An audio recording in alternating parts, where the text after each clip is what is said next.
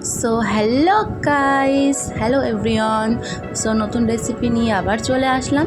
So এখানে আছে চাল ভেজানো, আর এখানে রেখে দিয়েছি 1 কেজি চাল।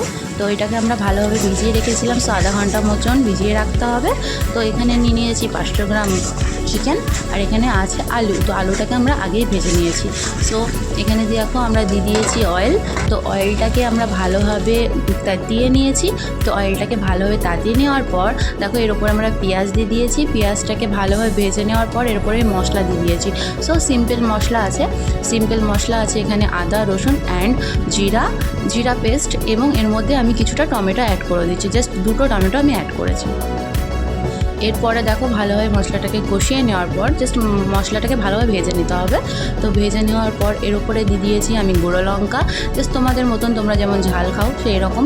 আর এর উপরে দিয়ে দিয়েছি আমি লবণ স্বাদ মতন, আর এখানে দিয়ে দিয়েছি হলদা গুঁড়ো, আর এর উপরে আমি জাস্ট কিছুটা ধনে গুঁড়ো। জাস্ট ঘরোয়া রেসিপির জন্য আমি এগুলোই অ্যাড করি মশলার জন্য। তো আমরা ভালোভাবে এগুলোকে কষিয়ে নেব। তো এইটাকে কষাতে কষাতে জাস্ট ভালো যখন অয়েলটা বার হবে না, তোমরা তখনই এর মধ্যে কিন্তু মাংসটা অ্যাড করবে। ভালোভাবে জিনিসটাকে কষিয়ে নেওয়ার চেষ্টা করবে, কারণ এই জিনিসটা যদি ভালোভাবে না কষে না, জাস্ট মাংসের মধ্যেও যেন মশলাটা না ঢুকতেও পারে। আর এই আলুটাকে ভেজে নেওয়ার চেষ্টা করবে, কারণ আলুটাকে ভেজে রাখলে যে তুমি যে জিনিসটাকে বানাচ্ছ সেই জিনিসটা যেন আলুর মধ্যে ঢুকে পড়ে, তো ভালোভাবে সেদ্ধ হয়ে যায়। তো তোমরা পারলে সেদ্ধ করেও নিতে পারো, আমি এইভাবে রেসিপিটা ট্রাই করেছি। তো তোমরা পারলেও সেদ্ধ করে নিতে পারো।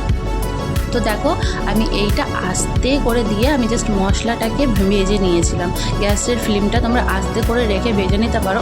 তারপরে যখন দেখবে মশলাটা ভাজা ভাজা হয়ে গেছে, তোমরা তখনই গ্যাসের ফ্লেমটা জোরে দিয়ে জাস্ট মশলাটাকে আরও একটু জল দিয়ে অ্যাড করে তোমরা মশলাটাকে ভালোভাবে কষিয়ে নেবে। তো মশলাটা ভালোভাবে কষিয়ে যখন কষা হয়ে যাবে, তোমরা তখন কি করে বুঝবে?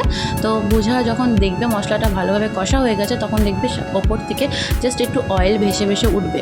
তো দেখো আমরা এখানে কিছুটা কাঁচা লঙ্কা অ্যাড করেছি। কাঁচা লঙ্কা অ্যাড করাটা কারণ জাস্ট ভালো লাগে, টেস্ট লাগে, ওই জন্য আমি অ্যাড করেছি। তোমরা পারলে অ্যাভয়েড করতে পারো। তো ভালোভাবে কষিয়ে নেওয়ার পরে দেখো লাল লাল যখন মশলাটা কষা হয়ে যাবে, তো তখন ভালোভাবে কষিয়ে নেওয়ার পর যখন তোমরা কি করে বুঝবে লাল লাল হয়ে যাবে, তো হয়ে গেছে দেখো মশলা কষানো। তো এর ওপরে আমি দিয়েছি 500 গ্রাম মতলব যেটা আমি রেখে দিয়েছিলাম চিকেন, তো এটা আমি অ্যাড করে দিয়েছি। তো অ্যাড করে দেওয়ার পর ভালোভাবে চিকেনটাকেও কষিয়ে নিতে হবে। তো আমি হালকা কিছু জল দিয়ে আমি মশলাটাকে কষিয়ে নিয়েছি। তো ভালোভাবে কষানো হয়ে গেছে। দেখো আমি এখানে আলুটা যেটা ভেজে রেখেছিলাম, সো এটা আমি অ্যাড করে দিয়েছি। সো আলুটাকে আর চিকেনটাকে ভালোভাবে কষিয়ে নেওয়ার পর তো দেখো আমি এখানে যেটা 1 কিলো মতন আমি চালটা ভিজিয়ে রেখেছিলাম 1.5 ঘন্টা মতন, তো ওই চালটাকে আমি এর ওপরটাকে অ্যাড করে দেব। তো আমি মাংসটাকে কষানোর জন্য ছেড়ে দিয়েছি। সো আমি দেখো একটা বড় একটা গামলার মধ্যে, ওতে ধরবে না বলে আমি বড় একটা গামলার মধ্যে নিয়েছি।